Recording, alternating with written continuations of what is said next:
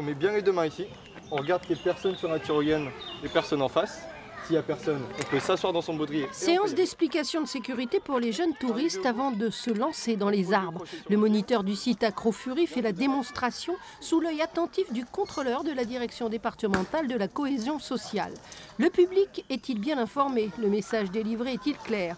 Le contrôleur est un conseiller sportif qui connaît bien son affaire. C'était plutôt bien clair, en plus avec peu de personnes à la fois, donc ça permet de vérifier vraiment individuellement que les gens ont bien compris comment il fallait se positionner. Donc, non, c'était un briefing plutôt bien. Les agents de la protection des populations ont eux aussi vocation à contrôler les établissements recevant du public. La bonne tenue du matériel utilisé sur le centre Acrofurie est un maillon important de la sécurité du site. Les contrôleurs ont tout pouvoir pour interroger et demander des pièces justificatives.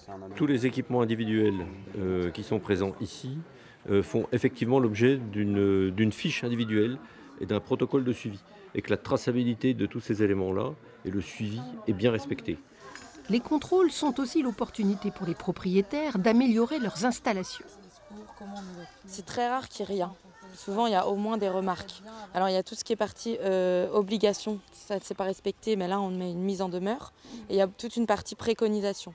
On n'a pas de réglementation spécifique, mais c'est du conseil, parce que c'est à l'exploitant de mettre tout en œuvre pour assurer la sécurité.